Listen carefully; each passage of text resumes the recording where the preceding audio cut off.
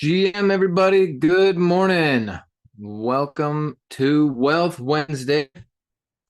Glad you are all here. Excellent. What a beautiful day.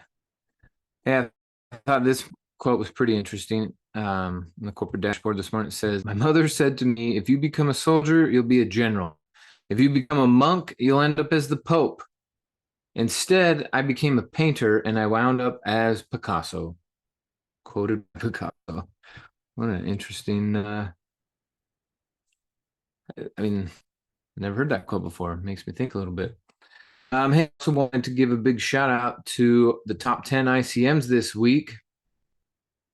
So well done, Mitch Maley, number one. We got Antonio Lobo is the number 2 position out of Florida.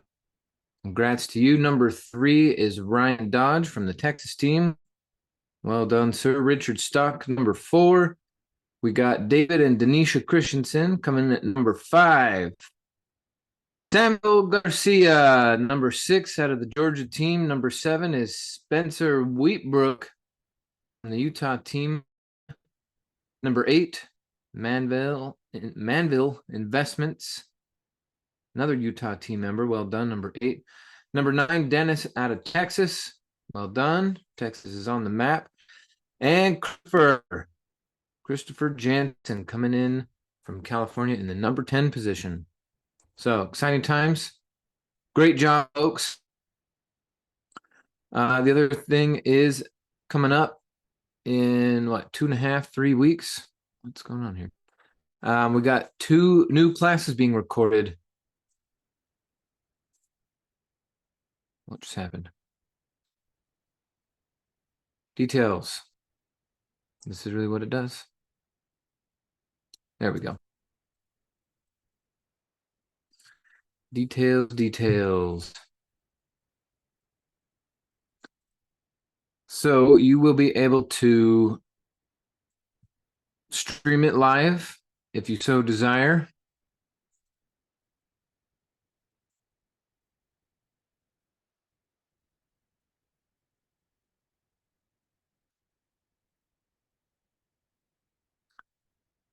It is for the IT folks only. It's going to start at 9 o'clock Mountain Time, 10 o'clock Central at Corporate Studio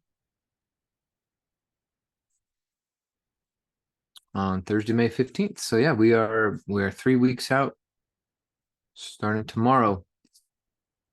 So that's going to be great. And then the following day, which, sorry, my buttons are all over the place here. The following day will be Umair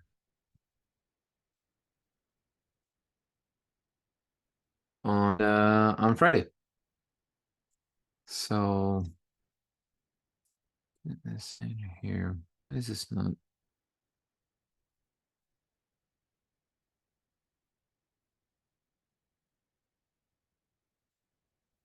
Okay, well, anyway, super excited. I mean, because part of what we got to point out here is that both of these guys got their start here, right? Like we the Renatus community made these students and became so proficient and so prolific that they became instructors or becoming instructors to now turn around and reinvest time, energy, and knowledge into our community. And this is something that you got to emphasize in your one-on-ones, in your conversation, you're building up and getting people to attend these events and take a look at what we do, is the type of contributions that are paid back to the community, right? Because think about this, in most places, you become a success, you just move, you don't turn around and reinvest that back into a community. But these guys are doing that. They could have easily retired, both of them, years ago, because of the cash flow from their investments. They could be done. They could say, let's go do long walks on the beach in fancy restaurants and call it good the rest of our lives. But instead, they're working harder. And the thing about Renatus instructors is they don't get paid, right? They get paid pennies per class, compared to I mean, that's part of the point, right? If you want to be a Renatus instructor, you need to be so well off that getting paid for Renatus isn't a thing for you. And both of these guys have done that. Bill Predabon's been doing it for 17 years, and Umer's been doing it for 9 years, right? And most people that try to start a business, they don't even last 1 year in the traditional business of getting debt, getting a building, making products, trying to distribute it. So big congrats to them. And like I said, whenever I'm sitting down with someone and pointing out the quality, the caliber of our instructors, one thing I point out is that these are the people that were made here, so to speak. And that with the amount of wealth and everything that they've created, to want to stay, want to train, want to reinvest that time and knowledge is something special. People want to train here. They're not paid to train here. And it's totally different when the teacher or the instructor that you're engaging with as a student wants to be there versus needs to be there for a paycheck. It's a completely different teaching environment. And so that's another selling point when you're out there talking to people and saying, you should join Renatus, and this is why. Another reason why. So anyway, shout out to them, shout out to the top 10. Well done, guys. And then just a quick reminder, this Friday is the cutoff for the ATM training. ATM, Advanced Training for Marketers. And I was just reminded, I was reminded I need to share a flyer with you.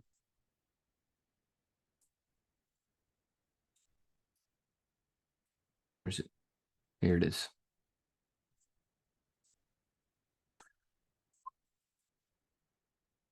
Can you feel it? Into your veins, coming in close, push it. Okay, share my screen.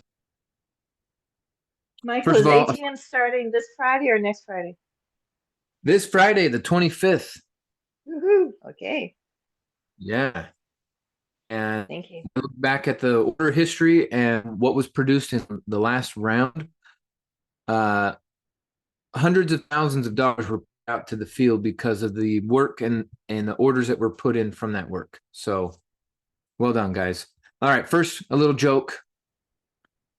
I don't know if you guys have seen this meme float, but when I saw this, it made me laugh.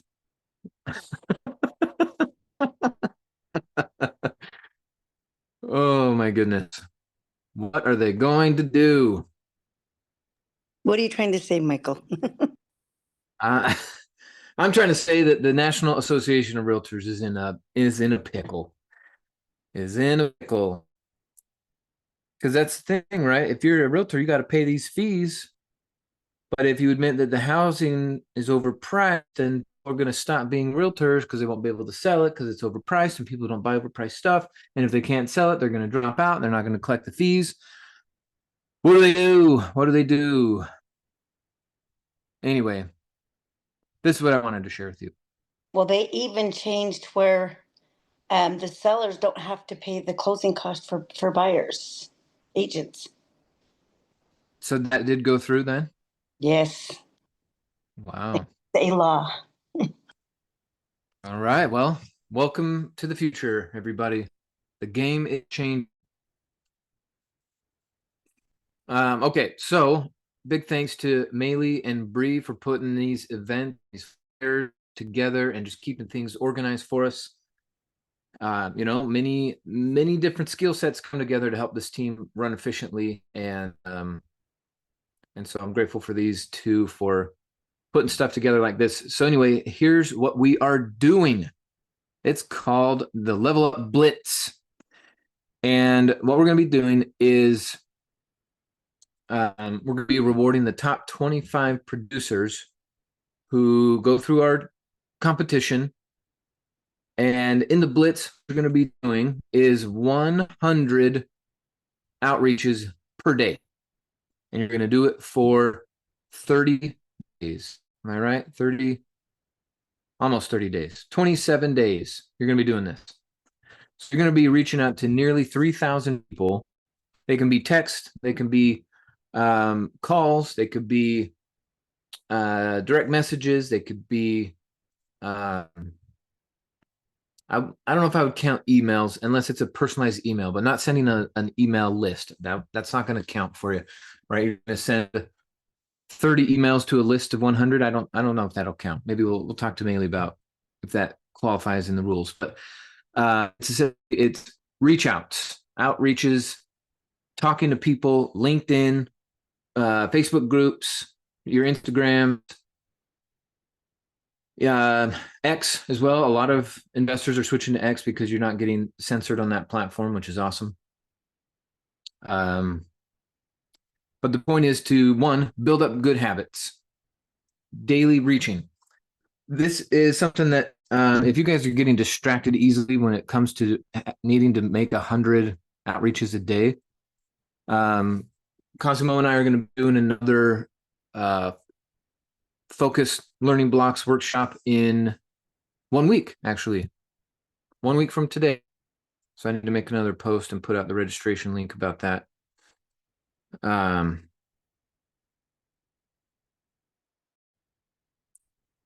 that correct? Let me triple check that, because I think we're doing 2 in May. And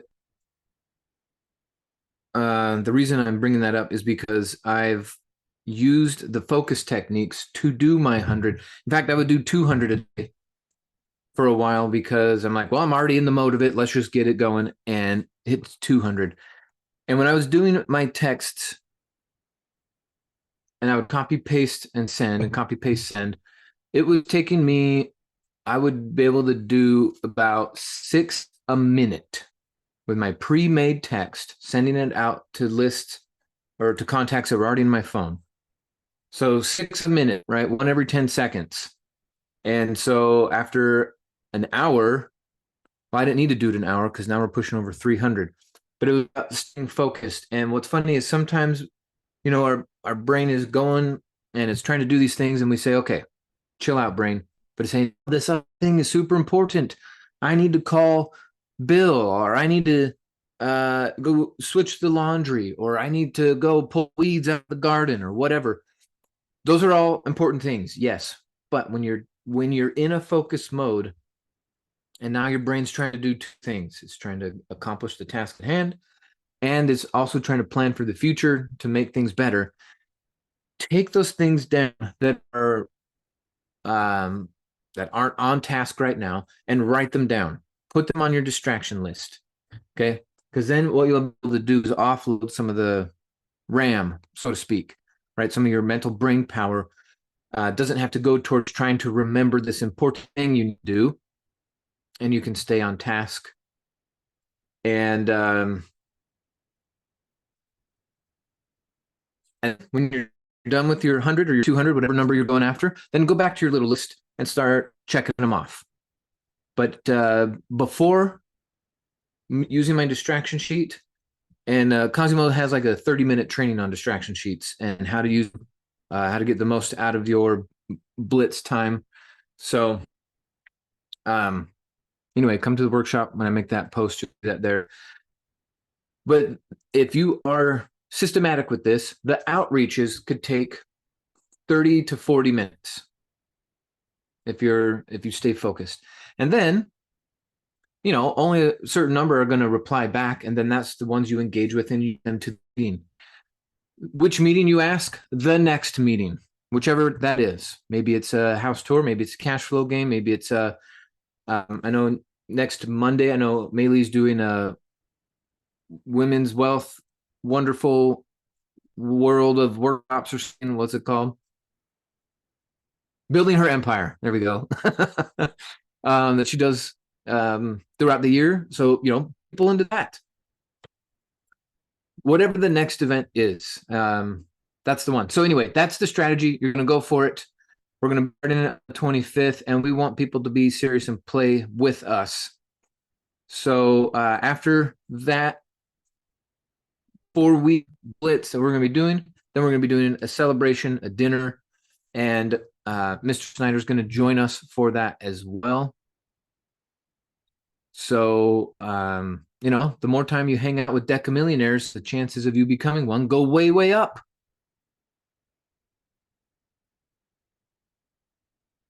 So let me put this flyer in the chat here. At Bob Snyder's house or at corporate for the May 3rd accelerator? Holy moly. It just got even cooler. So GM everyone is just joining. We're talking about a few opportunities to build your business, make a blitz, work with the team, and then celebrate all your work at the end. So the other thing is May 3rd, we're going to be doing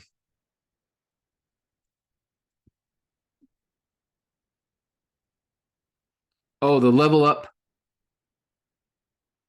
Level up is at Bob's house, not the accelerator. Okay, good. Good. So the other thing is we're doing a kickoff for our next round of challenges. And we'll be introducing a buy and hold challenge in addition to the fix and flip challenge. So we'll be sending out some emails about that tomorrow and this weekend. May 3rd accelerator, we're going to be having Jason Andrus, one of our instructors on property inspections, who's done hundreds of fix and flips and deals, made boatloads of money. He's also he is in the six-figure club on the marketing team as well. He's going to be coming to the accelerator on May 3rd to talk all things real estate, inspections, how to buy the best deals. Because remember, it's not about just buying the deal. It's about buying the right deal at the right price. Anyone can buy real estate. Okay. The ones that we're focusing on are the ones that bring wealth to our portfolio. And so he's done a great job of that. So Mitch and Maley have organized an event called the Accelerator, May 3rd. Jay Stark is going to be there as well. And it's going to be a 1-month lead up to the next challenge starting. The next challenge starts in June. So we're having a graduation, an accelerator, and a kickoff all in the next, 5 weeks or so. So anyway, we'll make some detailed posts in the Facebook group. If you are not a part of the Facebook group, well, let me drop the link here for you, because that's another great place to find the announcements as well. Da-na-na-na-na-na. Can you feel it? Michael, can Awesome. I? So if there's people here in Salt Lake that want to come to our Thursday night, it's in at the corporate office. Come and see what we're doing there. That's happening tomorrow at corporate? Yes, and so we have the briefing. So if you want to invite guests down for the briefing, bring your guests down for the briefing. And then downstairs we have like our mastermind, which is the first flip challenge, a lot of other things that we're doing. And then I think we're going to start also doing a challenge of buy and holds as well. So yeah, it's going to be awesome. So those are different things that you guys can plan for here that are in Salt Lake or in Utah, and send your guests down there. And if you want, just let them know that me or Maylee, one of us, will be here to help them out. Perfect. But if you're here, show up. Show up, plug in. There's a lot of energy, a lot of resources that are there for you. And if you're not making 10 grand a month or 10 grand a week, you got to be one of the people who are. If you noticed in the top 10 we just went through, 5 of them are on Mitch's team. So be around the top producers, and that psychology and those good habits are going to,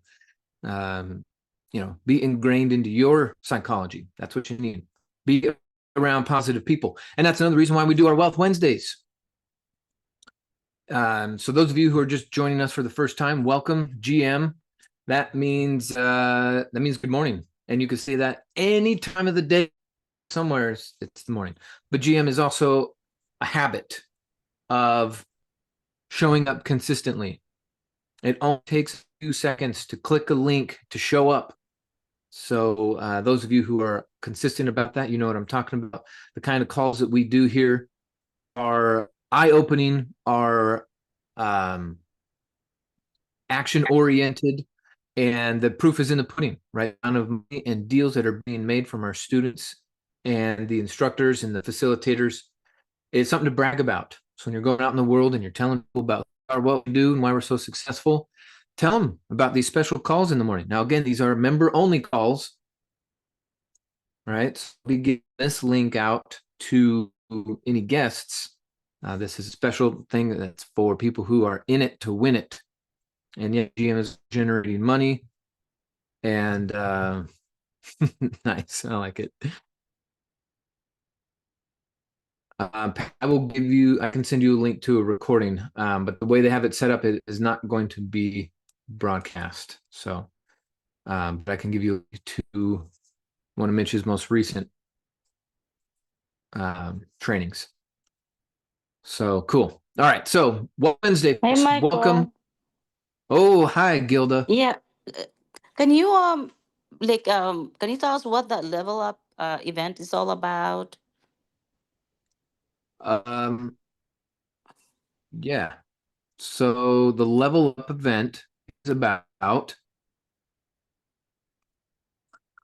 This okay. The Blitz. Okay. Okay. That's what Yeah. I thought it was another thing because you were talking about the Blitz. Okay. Yeah. All right. Cool. Okay. Yep. All right. Thank you. We're Thank calling you. it leveling up because a lot of people are brand new and we want them to level up in their stars. Get your 1-star, get your 3-star, get your 5-star. And so anyone who levels up is going to be rewarded not just from the comp plan, but also in the celebration that we do at the end of the Blitz.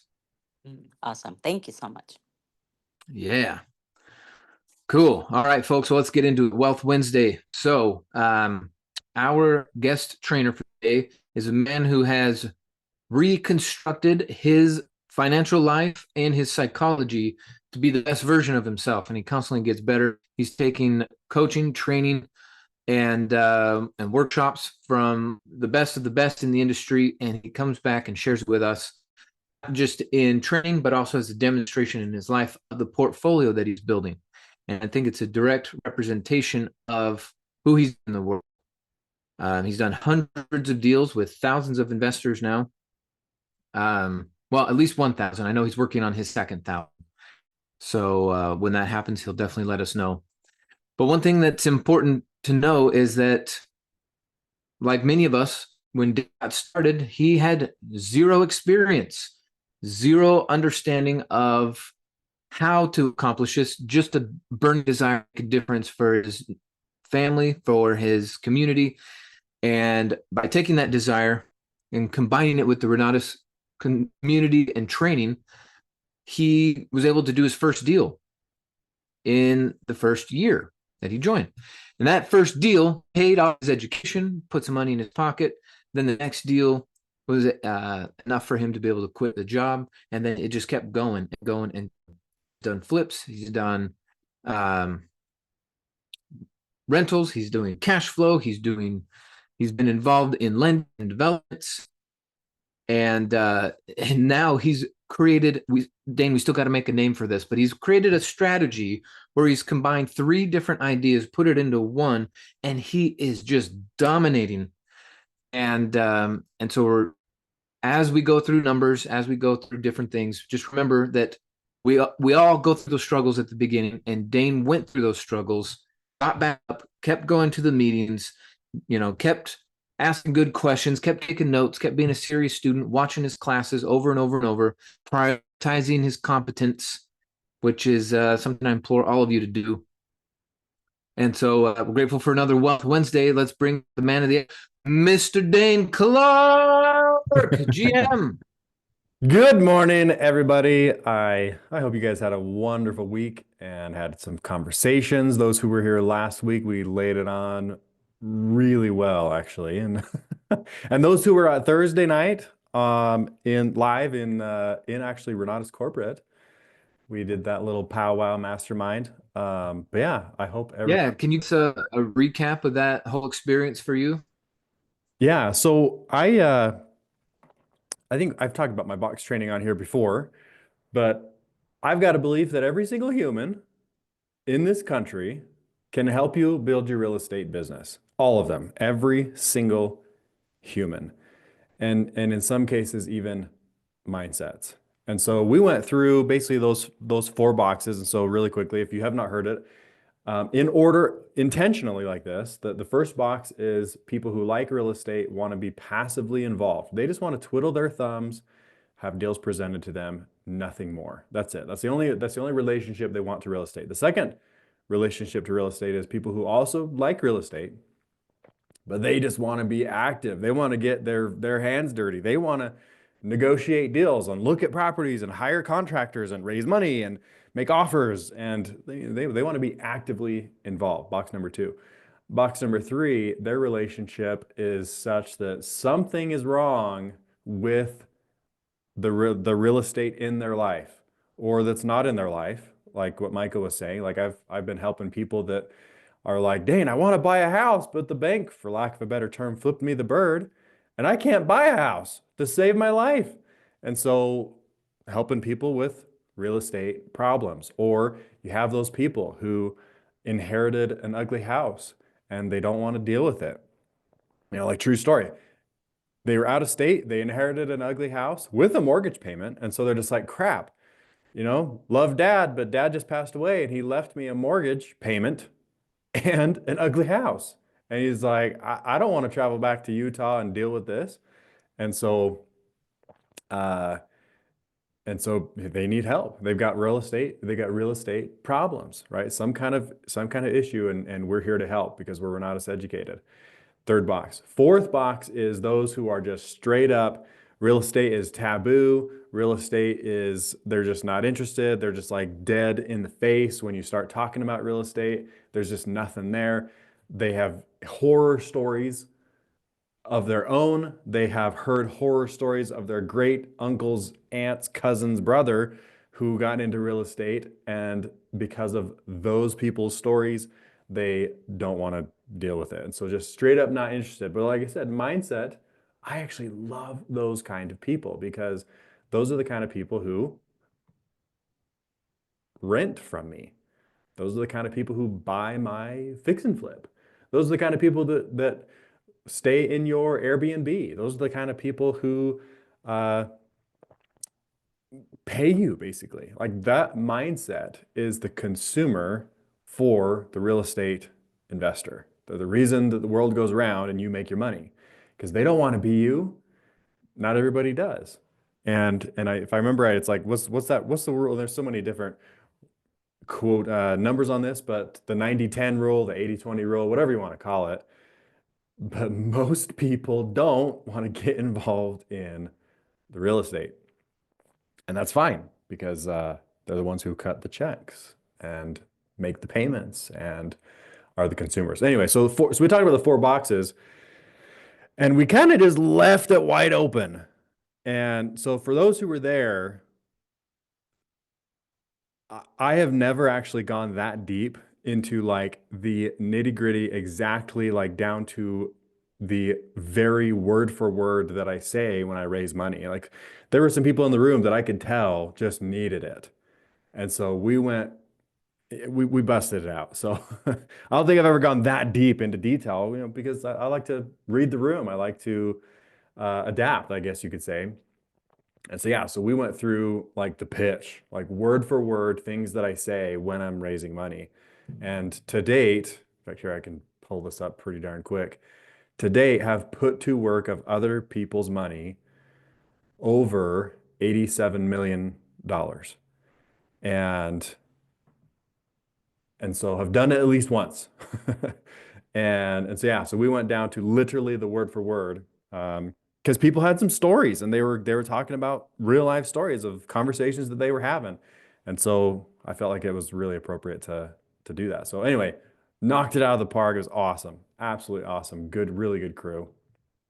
But yeah, Well, thanks for making the journey and making that investment in the team. and I'm like almost sure that Melee recorded it. Like I'm 99% positive that it's somewhere in the internet archives. Nice. But anywho, what's cooking today though, Michael? And I do have some interesting Well, things that have just been developing that I more than happy would love to share. But yeah. Yeah, well, thanks for the recap about last week. And just another reason, folks, it's important to make the gatherings. If you're in Utah, attend them. If you're in Colorado, attend them. Put them together. If you're somewhere that doesn't have one, make one. Because the gatherings where the mastermind comes together is where the magic happens. oh yeah. And yeah, that almost sounded like an endorsement for a card game, Magic the Gathering. Yes. Silly stuff. All right, guys. So anyway, I'm actually curious about your take on the market being overpriced. Are you seeing that? Are you seeing longer day market in the type of deals that you're working on? And I've looked at several fear and greed indexes to see, if you will, and all of them are in extreme fear or fear. And so I'm just wondering, what's your take on that? And then, yeah, if you want to give us an update. Yeah. Don't watch the news. Like that's probably the first thing I'm going to say. And we're not going to leave it at that, but we could probably leave it at that. But don't watch the news. So yes, there are longer days on market. Like in my own portfolio, houses for sale. There's no 2020 era. List it, and there's literally a line. I remember one of the houses that sold just right down the door, or a couple doors down, that literally there was like a line of people lining up to come into just an open house and make offers and bidding wars. Like that doesn't exist today. That was 2020. Today, I feel like if I remember what 2018, 2019 was like, even early 2020, and it wasn't until summer of 2020 that things were insane like that. But yeah, things feel today a little more like 2018, a little more like 2019. Average days on market. In fact, here I could start pulling these. I actually have the MLS up right now. Here, let's see. Average days on market is now 60 over, let's see, this is for the last month. Now, this is just Utah. This is just the Utah MLS that doesn't even cover all of Utah. But yeah, average days on market is 60 versus 2020. It was like 4, actually probably 1.5. But yeah, average days on market is 60 right now. In fact, here, I think I can even go back to like 2019. Here, let's do this. 2019. And, oh, it's going to space. It's thinking. Darn, I changed the date from 2019 to 2025. Okay, here we go. 2019. So basically the same month, this same month back in 2019, days on market was 45. And so even slower. Let's check 2018. And 2018. Oh yeah, it looks like it's our 38. And so yeah, so it's even a little bit slower than 2018, 2019. But they're still selling. Like like I said, we have houses that have sat a little bit longer, but eventually they sell. And so it's not like the market is stopped. And even the plateau effect. I've been, I read some nation news, if you will, on what the nation's doing. And there are areas that prices are dipping a little bit, but as a whole, the nation's actually going up. And so I would guess that the reason they say, oh, well, some of them are going down, like there's kind of been a big move over the last 5 years, where people are moving out of certain states and moving into other states. We don't need to get political there, but you definitely could if you really wanted to. But yeah, like, there are people moving out of certain states, there are people moving into certain states. And so obviously, state by state, some states are doing better than others. And even to the point of some cities are doing better than others. And so so for myself, I typically just stick within a certain number of cities.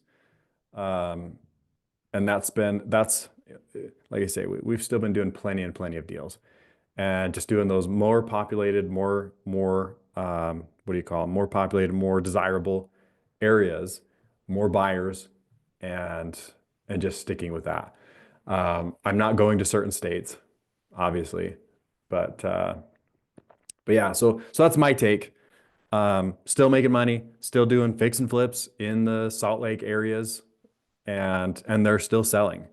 Even if we have some that are 90 days on market, they're still at least selling. So plan accordingly.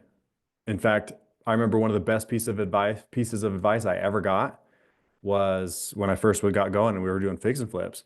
The instructors would always say, run your numbers at 6 months. I don't care if you can fix that house in 1 and sell it in 1 more month. Don't run your numbers at 2 months. Run your numbers at 6 months. And so so for example, if the current days on market is 60 days, act accordingly. If you can fix that house in 2 months and then it takes 2 months to sell, if you're priced correctly, in 4 months, still run your numbers at 6 months. If you feel like it's going to take you 6 months to sell, maybe run your numbers at 8 or 9 months, and just act accordingly. Make the offer according to that. If you're running your numbers at 9 months to make sure that you still make money, then you're in a much safer spot. And those are the people that I see still making money, instead of the ones that are like, oh yeah, if we do it in a month and we sell and we list it and we sell it in a month, or even let's say they're looking at the average days on market, if we sell it in 60 days, then we'll make our money. But then what if it takes 90 days, or what if it takes 120 days? Because 60 days is just the average. It means half of them are going more than that, half of them are going less than that. And so yeah, act accordingly. It's not like today's market is basically only for the educated investor. In 2020, you could have been an absolute, trying to think of a nice word. You could have been an absolute Brain dead. Brain dead. You could have been absolutely brain dead. In fact, I had people in those years like, yeah, we did our first fix. I was meeting people for the first time, never bought education, never, we're members of the community, whatever. And there was like, yeah, we flipped our first house. We bought it in 2020 or 2019, and we sold it in 2020. We sold it in 2021, whatever it was. And I just laughed. I was like, you didn't flip your first house. You just rode the wave that everybody rode and made money on accident. Those kind of people, they're not making money in this market. The educated ones are. Right. And one of the reasons it was so easy, folks, is all the money printing. Right. All of the PPP loans, all of the just stay home will give you money stuff. Like that stuff is not okay long term. And so yeah, it helped some people make some money, but then look at the price of housing, what actually happened. And so if there's ever a vote in your area, should we print more money? The answer should always be no. Be responsible about money printing. That is not a solution. So anyway, and if you are okay with money printing, you don't hate the government enough. So anyway, rant over. Yeah. Yes. So that's been my experience, is just act accordingly. Watch what the market's doing. In fact, here, let me share my screen so you can see where I'm getting this info. It should be very available on whatever MLS you are using, or what I shouldn't say MLS, wherever you are geographically, whether you have access to the MLS, and I'm pretty sure I've done a training on this. I'm not a realtor, but look, my name is right here. I have access to the MLS, me personally, and I pay for it. I'm not a realtor. I swear I've done a training on that, but we can talk about it real quick if we need to. But get access to the MLS, or become friends with the realtor. I mean, that's basically how I got this was, in fact, yeah, it'll only take me like 15 seconds to talk about this. I am a realtor's assistant. So I'm not a realtor, but I am a realtor's assistant. That's a real thing. You don't have to be licensed to be a realtor's assistant. And so I became a realtor's assistant and I pay, I don't know, $240 a year probably. And I have my own MLS access and I can see, I can pull anything. So for example, I went back to 2018 and then we see that days on market 38. Just out of curiosity, let's even look at 2017.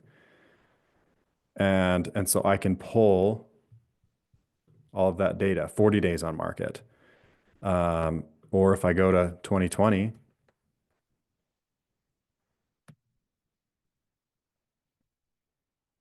let's see what that did. 39 days on market. Now let's do 2021. 2021. 21 days on market. Yeah, so anyway, things got crazy in those years. This is when you could have just like looked at a house and bought it, overpaid for it, and made money. Like you didn't have to do anything. You clean it and then sell it. You could have made money in that market. But yeah, not today. So it's real life today. And people are experiencing that. Like I'm seeing stories of people that are like, yeah, we thought we would just buy it and fix it and sell it and make money.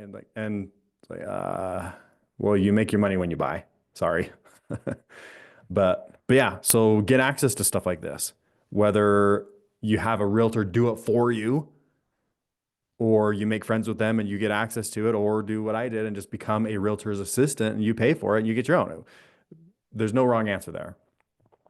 Some states have Redfin is a personal favorite website, but redfin.com used to, or I should say in some states that are, what do they call that? I think they're disclosure states. Yeah, disclosure states. Redfin actually has everything the MLS has. But states like my state, so Utah is a non-disclosure state, and so Redfin is not as valuable. But yeah, look and find out if your state is a disclosure state and gives you. I pay directly to the MLS.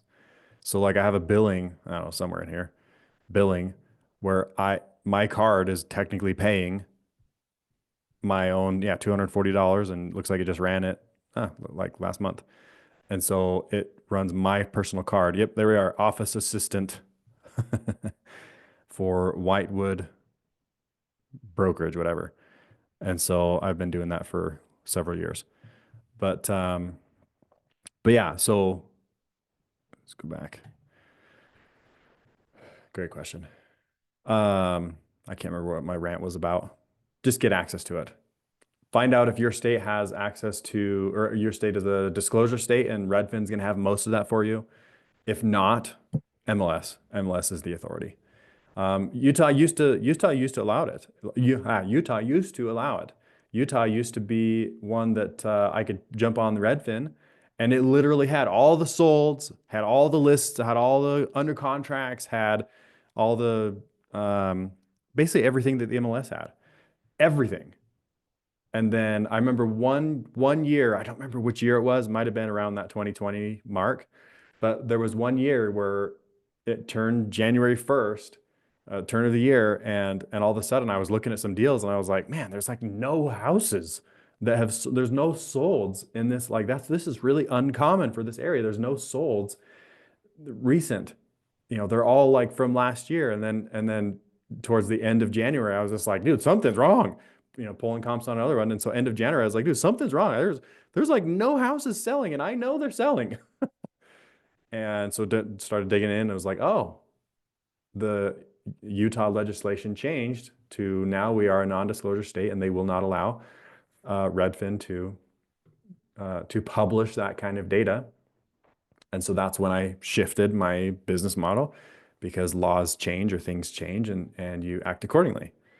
And the answer is never no. The answer is always like, okay, how can I And so we started asking that, and that's how I discovered like, oh, I'll just become a realtor's assistant. And has worked really good ever since. Yeah, Redfin is great, and Deborah says Redfin is great in California. I would imagine California is a disclosure state where they allow that, and so you probably get access to all the solds. In fact, there was the instructor, Darren, I forget his last name, but Kendall Stock and Darren Davis. Davis. Davis.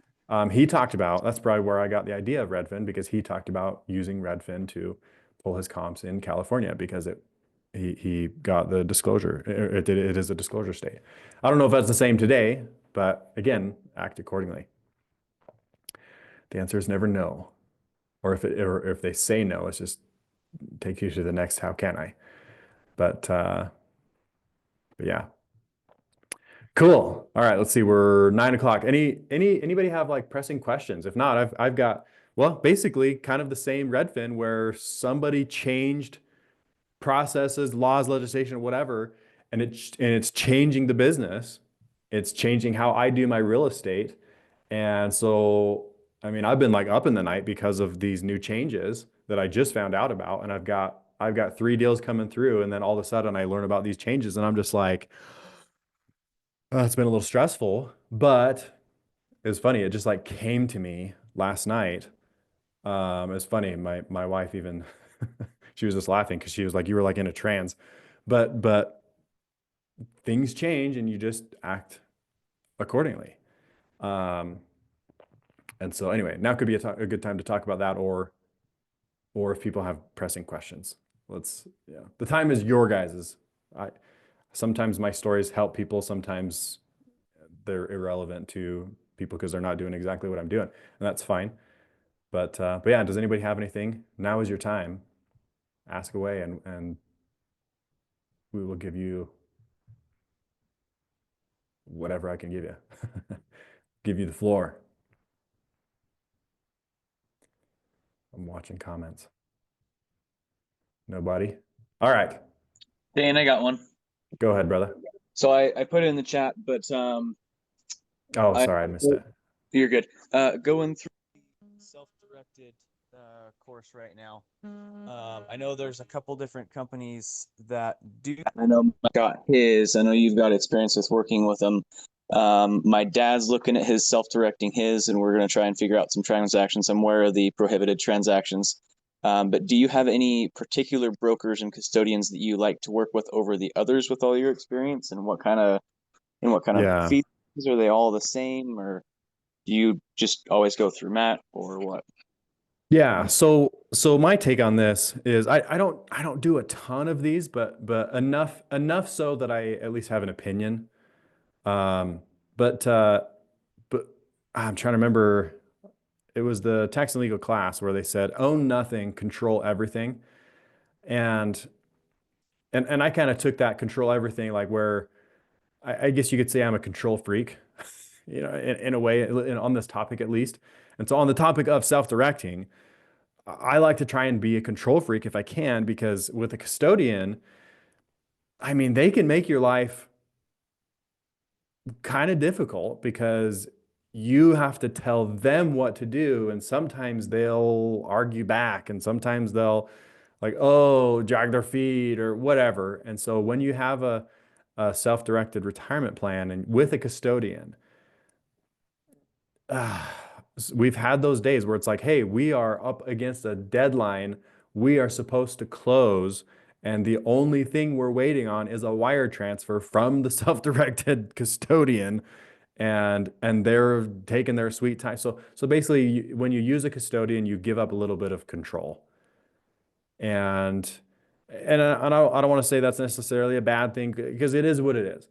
But there are ways to take that control back. And so if you're going through the class, and you haven't gone through this yet, you will, because they're going to go through this. But so I have partners that I've raised money from who went that route, and we did the custodian. And like I said, there was a couple of times where it's like, guy, like there was one time that I was raising money from somebody who had a self-directed retirement plan with a custodian, and I'm not going to necessarily name names because we've used a couple different ones, and this problem, I shouldn't say problem, this reality is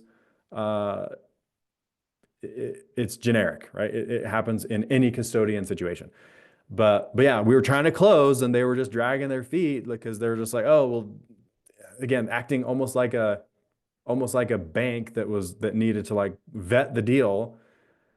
And they wouldn't wire. And so I ended up having to freaking wire myself to cover. Thankfully, I was in a position I could, but I ended up wiring myself to cover what that partner was supposed to come in with. And then we figured it out like days later. We had already closed the deal and funded and recorded, and everything was as hunky-dory on the deal side. And then as soon as that custodian finally decided to wire, then the title company received the wire, and then the title company reimbursed myself. And I've probably had to do that more than once. And so just understand reality when it comes to custodians, that you lose a little bit of control to use one. However, like I said, you're going to go through this, but to pull that control back into your own checkbook control versus theirs, you can do things like if you have to do an IRA, you can do the IRA LLC, and then you move control back into your hands.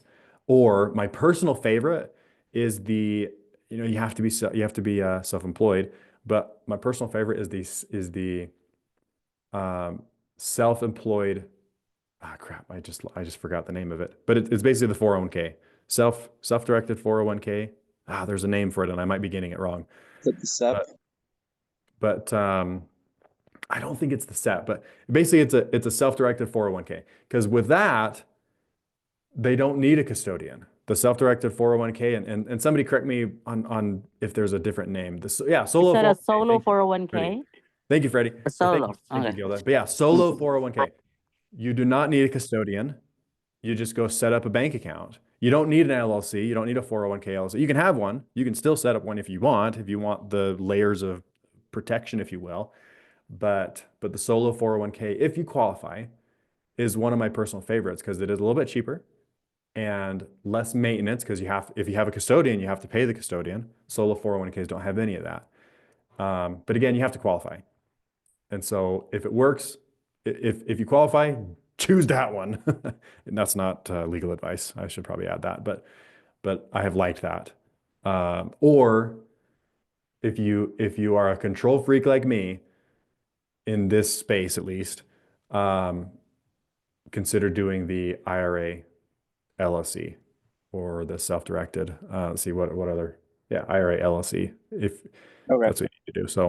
So I remember the first time years ago when I took the class, and I haven't gotten there in my reboot of the class, but the checkbook LLC. But if my dad's got the 401k through a current employer, he's going to have to take basically a draw, go open a self-directed custodial, and then get a checkbook LLC. And I'll finish the class obviously, but to my understanding, you have to have a custodian do the rollover. Yeah. Is that correct? And sorry, I was reading a comment as well as listening. So you said that your father is not self-employed? No, he is not. No, it's a current 401k, and he's wanting to roll it over to a self-directed IRA, and then so I understand the checkbook LLC and the control there. So it's already a 401k. Yes, it's current though. Which just tell your dad, go start a business. Right. And welcome to America. You don't need an LLC to start a business. Yeah. But welcome to America. In fact, here, let's do this. Share Safari. Schedule C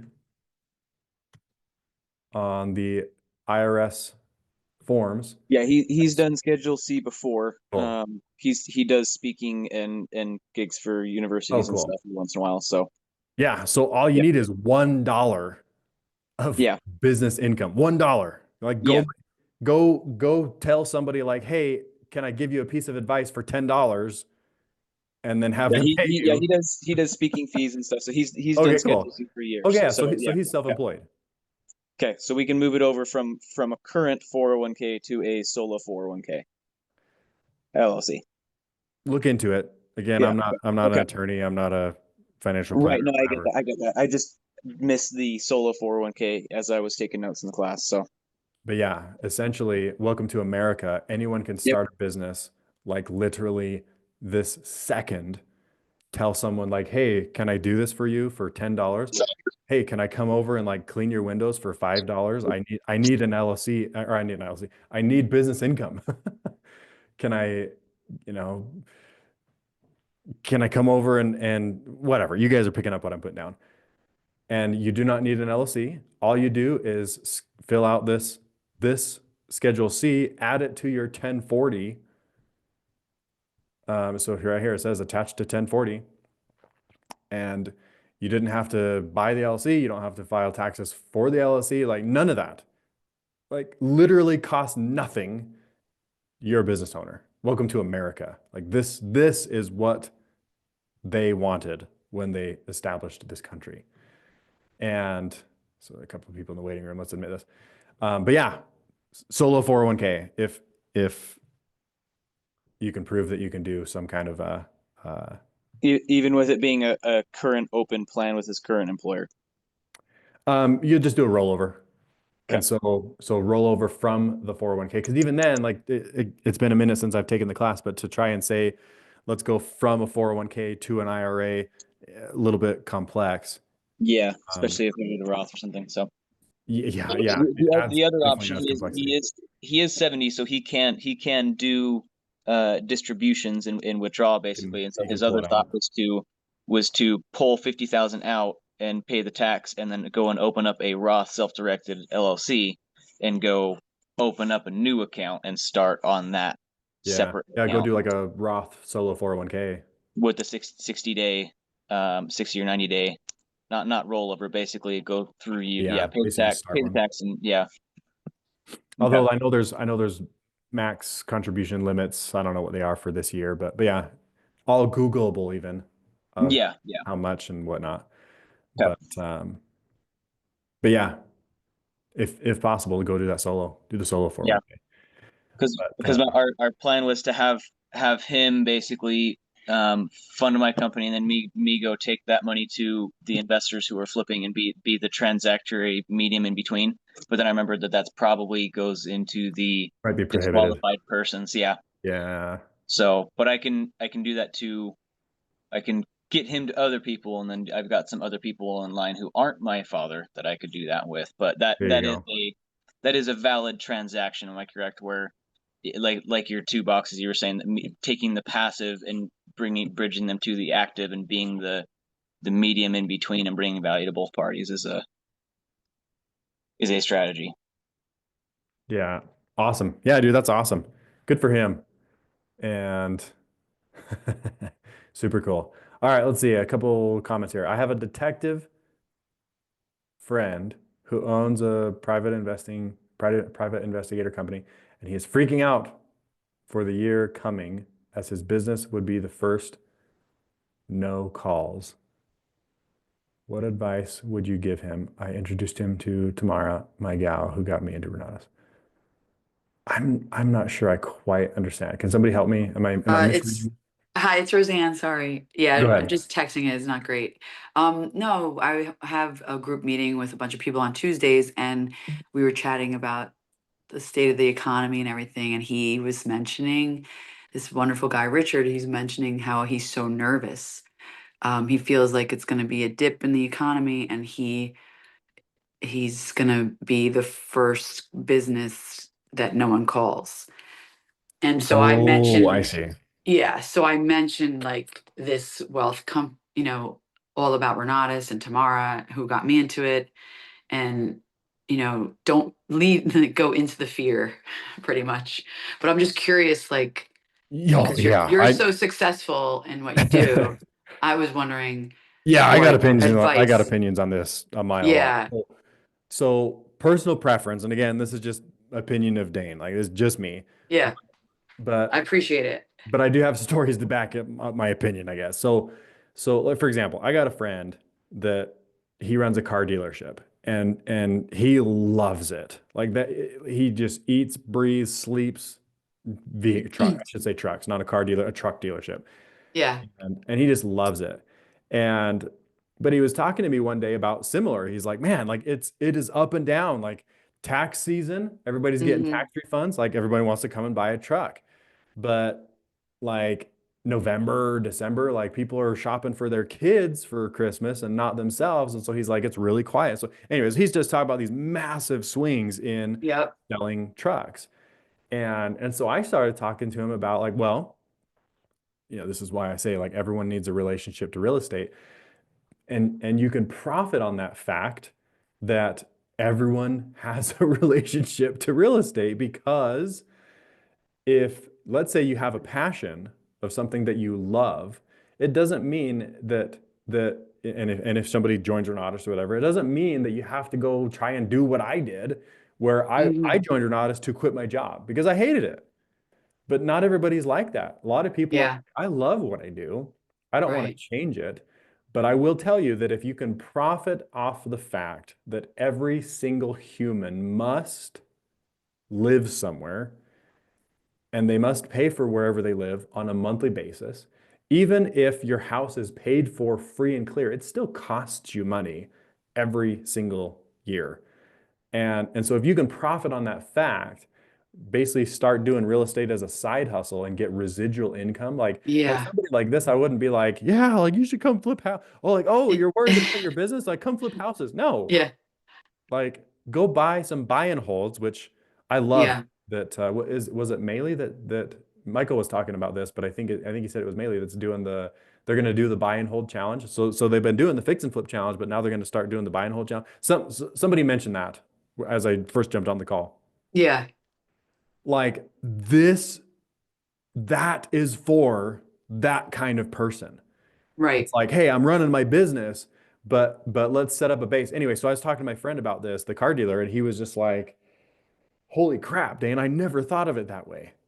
That if I can go get a Right. base in Mm-hmm. residual income, and my business, because even my real estate business does that does fix and flips. Like 1 month we'll sell 5 houses, 1 month we'll sell 0 houses, one month we'll sell 1 house. And so I have that swing even in the real estate business, but Yeah. I've got a really good base of residual income, buy and hold type property, or I should say buy and hold category property, that Yeah. who cares if we sell 0 houses this month just because whatever.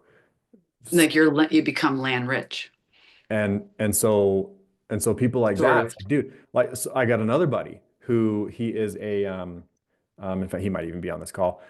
But I got another buddy who is what do they call it? A family Off therapist. office. Like he helps families basically just like increase the quality of their lives, their relationship, the whole families, parents, kids, spouses, and he loves it. He joined Renatus in 2021. He's probably done like 7 deals now, Wow. but he still is working his day job Yeah. that he's super passionate about, and he gets cash flow. He didn't want to do any fix and flips. He didn't want to do any of that. He just Just buy did and buy hold. and holds. Yeah. And so has done, like I said, so I think 7 deals now. And it actually gave him base, because when I first met him, he was doing what he was doing, but he was doing it full time and another part-time job. And he was Wow. like, Dane, he's like, I love it, but that's a lot. And so not only did real estate help him quit the part-time job, and now he just has one, put the blinders on, has one day job, Yeah. and gets, nights and weekends or whatever with his family now. And the real estate he's got a base that money comes in every single month, and allowed him to Yeah. My keep nephew doing what has he's me. passionate about. I love this. Thank you so much. Yeah, I'll Love tell it. him. Thank you. I'll tell him about this. Yeah. But notice one thing too. And I've just ingrained this in my being, if you will, that I prefer to answer anybody's question with a story, because stories teach so much better than just theory, than just straight up ideas. And I mean, we could go into all the psychology behind it, but another piece of advice, Roseanne, would be copy the stories that I just gave you. talk about that car dealer, talk about Yeah. myself, talk about Mm. the family therapist. And now Yep. every single human on this call, I hope we're all humans, every single person on this call now has at least those 3 stories to tell as well. And so, I'm a storyteller. So yeah, I get it. so yeah, so definitely, Yeah, I definitely. love that. Thank you so love it. much. Yeah, So I cool. appreciate it. Thank Dane you. says we are wired for stories, and it is scientifically proven. Yes, absolutely. So cool. Great question. Let's see. Let's see, Freddie. I answered that. Did I miss any other people's questions? I know I remember I missed Aaron's. We got his, but cool. Quick. What time is it? We got like 12 minutes. So quick story. And Michael's right. I need to come up with a name. So far, I've just been calling it the Dane signature move, but anyway, so I like to buy houses and I like to turn around and sell them on seller financing. And I already, it's interesting because I reverse engineered where I go find a client first. I don't care about the house. I go find a person that has the problem with their real estate, and their problem is that the bank is flipping them the bird and saying, sorry, can't help you. And I go buy whatever house they want. So they pick the house. I buy that house with them already lined up, and effectively at the same time, I use their down payment towards my purchase to help just keep everybody honest. And I never want to be in a position where I bought a house I never wanted and they go take a hike. Anyway, so that's my signature move is I buy them. I already have a buyer lined up. So I effectively am double closed wholesaling to seller financing. Like anyway, mixed a bunch of strategies here. And the bank just changed the game on me. And I just found it out yesterday. And so, like I said, was just scrambling all day to okay, we got to change this. But here was the thing. So when I buy them, like I said, I like to protect my interest by using their money towards my purchase. And we do a lease option, and that's basically their option fee is, hey, just send the money to the title company as your option fee. And it's funny because I've done dozens of these, and the banks loved it because they could source my down payment and say, yeah, we paper trail, follow the money, all that kind of stuff. But all of a sudden, banks just changed the game where they are saying, we don't want you to source your down payment from your lease option buyer, your lease option client. We want the money to have the paper trail from you.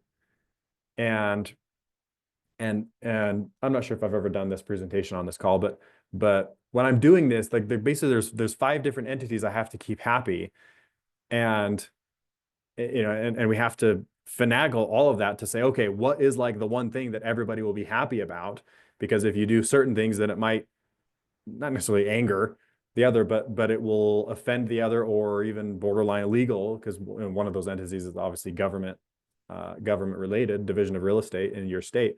Anyway, and so yeah, so the lender changed the game where they're like, no, this doesn't make us happy that you're using your client's money towards your purchase.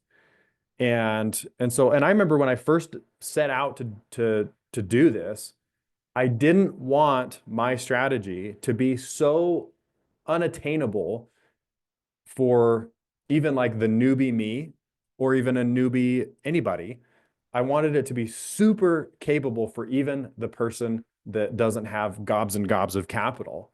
Because like I said, the bank, like for example, I'm doing one right now where I'm going to buy a house for $800,000, and my client that wants it on seller financing is going to put $292,000 down. One of my favorites. In fact, that actually might be my new record. Before that, it was like 250, something like that. Anyway, so she's going to put $292,000 down.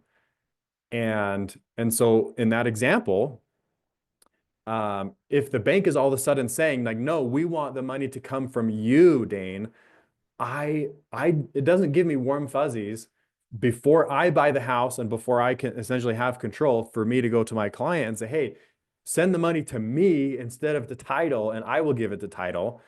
It just, I don't know. So for some reason, that just doesn't give me warm fuzzies. It would work, but man, they would have to have an insane amounts of trust.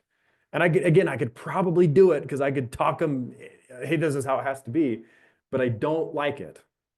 I don't like people putting their money in my bank account.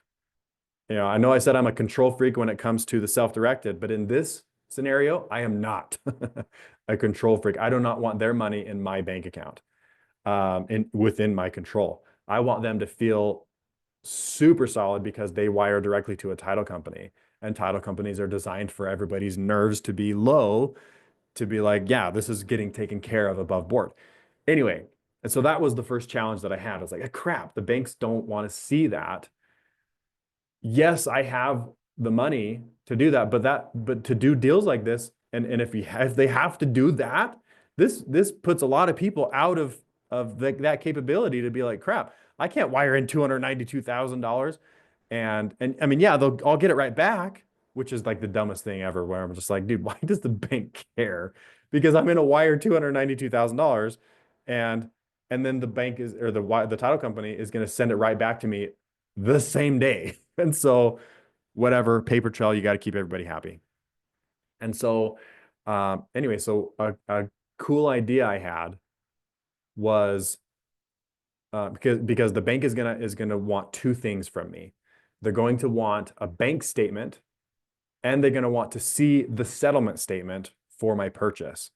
And so the idea that I had, which I guess this doesn't necessarily, I'm still working on like the option for where literally anybody could do this. But my quick fix, let's say my Band-Aid fix for like these 3 deals that I need to close in the next like 10 days is going to be that I'm only going to disclose one bank account to the bank. I'm going to, because I have 2 different LLCs, thankfully, one S corporation and one series LLC. So the series LLC is going to buy the house. And on the settlement statement, it's just going to show the down payment. All right, it's not going to show the option money like I used to. And all I'm going to do is transfer from this LLC to my other LLC. I will not disclose the other LLC's bank account to the bank because it's my right to do that. And you know, it's not shady or whatever. It's above board. I do it all the time, actually. That technically I don't even share this company's bank statement anyway. So what I'll do is I'll transfer that $292,000 from this LLC to that LLC, and then transfer it right back like the next day. And so on the settlement statement, or sorry, on my bank statement that I have to submit to the bank, has a transaction for that dollar amount. That's going to make them happy. Whatever. And then I can still have my client wire their money to the title company. So that was one idea I had. Again, just and it's funny because when you start getting into things like this where you just got to follow the rules, follow the laws, follow the whatever, make everybody happy. And I hope this is making sense because I hope somebody doesn't like wildly take this out of out of context or whatever. It's like, wait a second. But that's essentially what the bank is going to make them happy, is just to show on my bank statement that a down payment went out and that a lease option money or lease option fee came back. Done. Or I might even just do this where I still wire it. So I still have my client wire it to title, but I still wire mine to title. So technically they wire 292, I wire 292. So we overfund the deal by, you know, basically wiring almost $600,000 for the down payment. But then the title company will just reimburse me the money that I put in. And then again, then I have my paper trail. Either way, either I haven't decided which way I'm going to go, but yeah, I gotta have some calls. So that solves that problem. Then the other problem was that the bank changed the game where they don't like lease options. And I was like, and I really don't get this one, because if I'm a bank and I'm lending to somebody that wants to do buy and holds, honestly, like knowing what I know, if I was a bank, like I would almost exclusively lend to people that were doing lease options. Because if you think about it, somebody who owns a an Airbnb as their buy and hold, somebody who owns just a traditional plain Jane rental as their buy and hold. What do they get from their client when their client moves in? Like $1,000, maybe 1 month rent. So let's say they rent for $2,000. They receive $2,000 up front for their client to move in. And if anything goes wrong, then yeah, they keep the $2,000, move-in deposit, but that's it. My client is wiring in $292,000. And so again, I don't get why the banks care about this. I would literally, if I were to start a legitimate bank, I would like only want those clients where their clients have tons of skin in the game, that now you have the person in the house with tons of skin in the game where they want to make their payment or else they have risk of loss, as well as my borrower has risk of loss because they've got maybe some money in the game, but also I'm reporting to credit. And so I don't understand it, but I don't have to, because it's not my call to make. But for some reason they don't like lease options. And so so this was what I was talking to my wife over last night. I love talking things over with my wife. Like I remember when I was really pushing, like, hey, have a conversation a day about real estate. For those people who were too shy to go have a conversation about real estate with somebody they don't know, I'd tell that person, like, talk to your spouse once a day about real estate. I love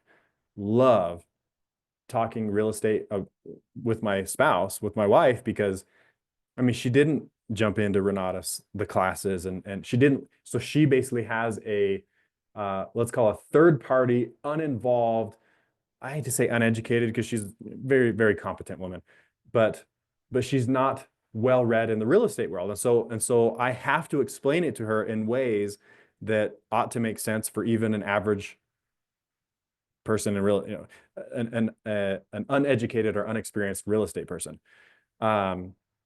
Anyway, so I was talking this over with my spouse last night, and was able to basically say, like, hey, the house I'm living in right now, if I were to lease option it, the bank doesn't care. The loan's done. We've been living here. We've been making payments. If I lease option this house, all the bank cares about is if they get paid. And so if I lease option the house I'm living in literally today and we move out, the bank doesn't care. If I lease this house, the bank doesn't. The bank just wants to get paid. Because if I lease this house, the bank gets paid. If I lease option this house, the banks get paid. The bank gets paid. If I sell or finance this house, the bank gets paid. And so, yeah, we've been living here for almost 3 years now. And we lived here for, the intention was not to do like what I'm talking about, let's call it my signature move. And so I was just like, you know what? It is none of the bank's business what I do with this house that I'm living in. Why is it any of the bank's business when, outside of the norm, I should say, when I do that signature move? And so the one change, in fact, that's what I was working on this morning, is the one change I'm going to make is, instead of doing a lease option where it's one document and it says lease option on the top, I can do a lease standalone. And then I can do an option later on, and still makes everybody happy. The banks will be happy because they, again, I don't know why, but banks like leases more than they like lease options. And this is just these type of banks. If you're doing Fannie Freddie type lending, dude, they don't care. We did lease options for days, and then as soon as you hit 10, then you can no longer do Fannie Freddie backed loans. But yeah, it wasn't an issue. But now that I'm in doing DSCR, because I'm going for 50 of these, just got to make it the way they want it. And so if they want a lease, I'll do a lease. And then it's none of their business if I do an option after the fact. It's not illegal. Options wouldn't exist if it was illegal. And so anyway, so those are the two changes we're making. Just because like I say, when Redfin, when the state of Utah decided that Redfin could no longer have disclosure, we had to act accordingly. Now the banks are saying, like, oh, they're changing up the game. We don't like lease options. Again, this particular bank, if you have a bank in your area that likes lease options, or probably you probably have a bank in your area that might like lease options. Just this one that I have to do now because I've got more than the Fannie Freddie, they care about this. Anyway, so act accordingly. The answer is never no. There's a way to do it legally, morally, ethically, above board, and the way that everybody wants to make everybody happy. So if I do the lease standalone, do the option standalone, and I basically just keep the option between me and my client, there's no harm in that. It's not bank fraud. It's anyway. But yeah, let's see. Let's check in some of these comments. Hey, Dane. Go ahead. Yeah, so that's what, actually that's what we're taught about is you have to separate that because otherwise I know Brian Sump, always talks about it where you do well, not just, Brian, but it's if you put it together, it's not supposed to be, put together. So it has to be two different documents. You're saying lease option, yeah. Well, the state Yeah, the lease and then the lease options should be separate. yeah. Well, in Utah, there is, and I'm a big proponent because what I say is one of the entities that we have to keep happy is the government, and so the Division of Real Estate, the Utah Division of Real Estate, along with the MLS, they have templates, they have approved contracts or approved forms, and so I try to just use those as much as I possibly can. And so I've been using right off of the Utah MLS, which I know is approved by the Division of Real Estate. I just use that lease option that's available through the MLS, which again, like I say, flows through to the Utah Division of Real Estate. And so that's just the one I've been using because it's the only one available that they have. And it just says on the top lease with option for purpose. And it's one document. Oh, okay. So that's partially why I use it, because I like to just use what, like I say, the state of Utah or the Division of Real Estate in Utah is used to. Mm-hmm. Because again, you want everybody to feel like, oh, like Dane's doing this all above board. Dane's doing this legitimate. Anyway, so that's, I was looking online and they don't have a specific Division of Real Estate approved, MLS approved lease. So we'll have to just I'll have to go more custom on this one. And okay. All right. So they're just catching on to the law then. Yeah. Yeah. So it's like, Well, oh yeah. Anyway, so I got there's if you go to the documents, there are those two are there. Yeah. And you can just personalize it or however you wanna Exactly. tweak it. Yeah. Yeah. So that's all we're gonna do is separate them, do that thing for the settlement statement to make them happy, and let's go do 20 more of these until they change the Awesome. game Thank again. you. But yeah, honestly, these are like growing pains. Like most people that are just trying to do their first deal, like are not going to see the only reason I'm seeing this is because I do have so many, dozens upon dozens. And so anyway, the answer is never no. There is a way. Always, always, always, always. But yeah, great questions. Let's see. Somebody. Let's see. I'm not sure if I can pronounce that. Maherzik says, in your example, though, I do have to have the money. Yes. And I mentioned that just to like I say, put the Band-Aid on these 3 deals.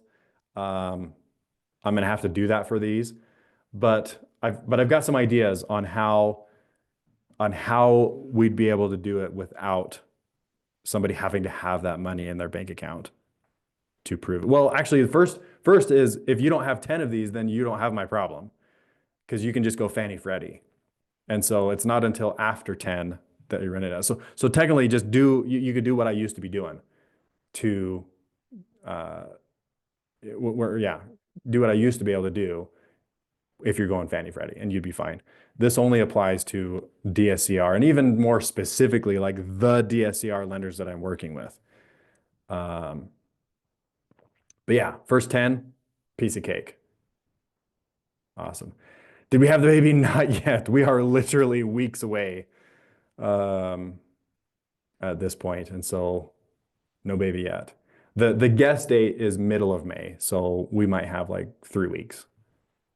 But Now, obviously babies are on their own clocks. And so we'll see if we have a baby like tomorrow or in 3 weeks. But yeah, all right, we're 9:36. So let's go ahead and call it a wrap. Go have conversations. Just remember that the answer is never no. It's just how can we? Indeed. Cool, man. Well, congrats on your deals, problem solving at its finest. And thanks for taking us through some of the numbers. It's always an opening experience for a lot of people. And again, folks, if you're new, set a reminder every Wednesday we do this. And when you make new enrollments, to help them understand where to be in the mornings with us so that we can point them in the right direction. Dane, always been a pleasure. Thank you for the insight. And everybody else, follow up, have those conversations, go make a difference, and do more deals. Bye now. Peace.